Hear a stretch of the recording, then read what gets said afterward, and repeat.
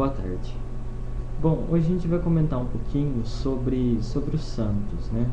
Que muito causa polêmica entre as religiões católicas e evangélicas, enfim. Mais uma vez, né, como no vídeo anterior, eu coloquei a questão da semântica das duas palavrinhas lá, né, dos verbos. Mais uma vez acaba acontecendo uma distorção mesmo no sentido das palavras e impede às vezes a gente de entender do que se tratam as coisas, os temas.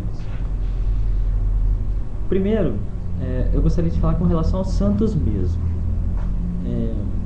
Na Igreja Católica a gente tem vários mártires, várias pessoas que nós fiéis dizemos que são santos.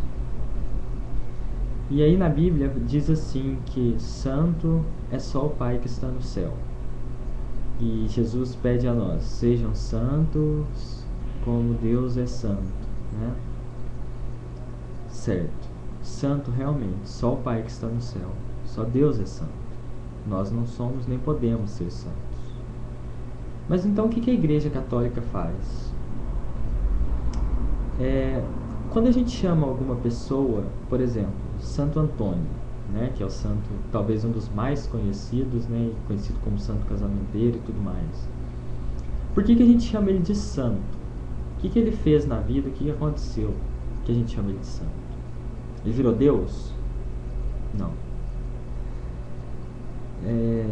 Quando a gente chama uma pessoa de santo, no caso de Santo Antônio, que é o exemplo que a gente vai falar aqui, o que a gente quer dizer nada mais é do que essa pessoa fez algo, né, digno de ser exposto, para que nós possamos copiar.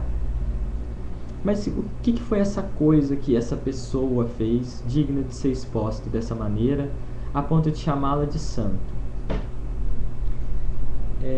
Algo muito grande, algo muito que a gente pode perceber pelos frutos que essa ação dela deram, que ela conseguiu chegar muito próximo a Deus.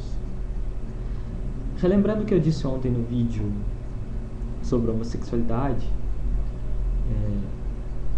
é dito santo todo aquele que luta para vencer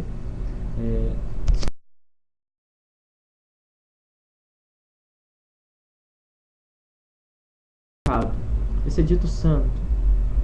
Não significa que ele se converteu e ficou perfeito, não pecou nunca mais, né, e virou um Deus. Não tem nada a ver. Isso aí é falta de bom senso de quem pensa assim, é ignorância quem pensa assim. O santo, então, ele foi uma pessoa que pecou muito, se converteu, passou a seguir com radicalidade a fé, certo? Saibamos distinguir uma coisa da outra aqui. Radicalidade e fanatismo, que no próximo vídeo eu vou comentar, mas o fanatismo não é algo positivo, não é algo bom, não é algo bom. Já a radicalidade, ela é necessária. Todo cristão que se preza precisa ser radical, tá? Abandonar por completo as coisas da terra, as coisas da carne. Então, foi isso que os santos fizeram. Vejamos um exemplo bastante comum, um santo que eu gosto bastante, que é São Francisco de Assis. O que o cara fez? O cara se converteu, né? Ele sentiu o chamado dele para Deus, ele entendeu que Deus o chamava para cuidar dos pobres, então o que ele fez? Ele abandonou tudo. Todo o dinheiro que ele tinha, ele era um jovem rico, né? Todo o dinheiro que ele tinha ele abandonou, passou a viver na pobreza. Aí a gente tem o tal de São Francisco, né? Que diz pra gente que vem com uma cruzinha, que vem com 3 nozinhos. E esses 3 nozinhos indicam os propósitos que Francisco seguia. a radicalidade que Francisco optou por seguir, que seria a pobreza, a humildade, a obediência a Deus e o amor ao próximo e a castidade, certo? Na pobreza entra a questão da servidão mesmo aos pobres e mais necessitados. Então o que o Francisco faz? O povo da cidade dele começou a chamá-lo de louco, porque realmente ele parecia um louco. Andava, falava como louco, conversava com as plantas, com os animais.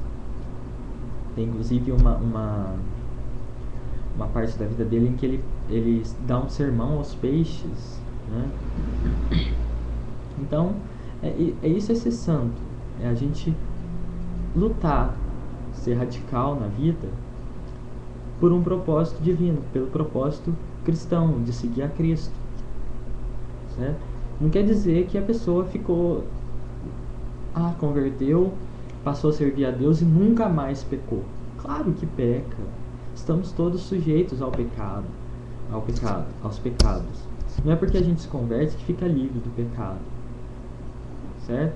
Porque quando uma criatura se converte a Deus, ela fica mais sujeita ao pecado ainda, porque o inimigo quer tirar ela de Deus e trazer de volta para si.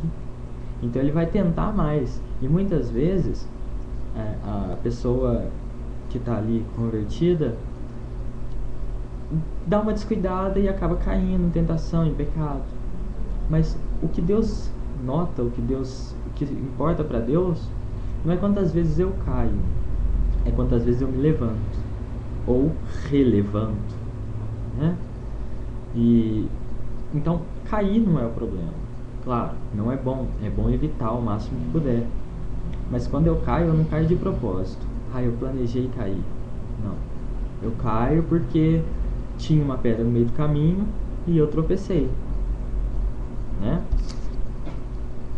Se eu fico caído, eu sou um perdedor.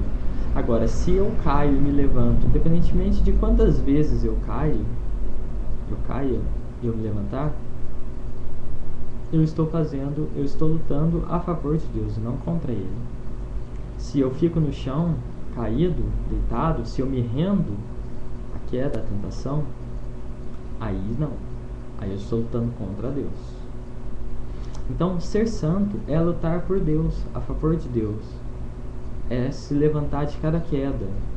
É ser radical na vida física e espiritual a fim de agradar a Deus. Tá? Então, queridos irmãos evangélicos, inclusive, principalmente,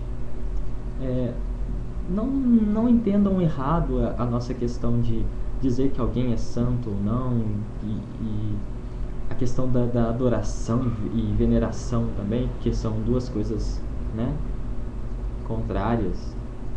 A questão de pedir alguma coisa para santo e tudo mais, não quer dizer que a gente esteja achando que eles são deuses. Quer dizer que a gente reconhece neles a proximidade com Deus, pela radicalidade, que não é fácil viver uma radicalidade num mundo como esse. Então a gente reconhece que eles venceram nisso. Então o que a gente faz é pedir a eles que peçam a Cristo.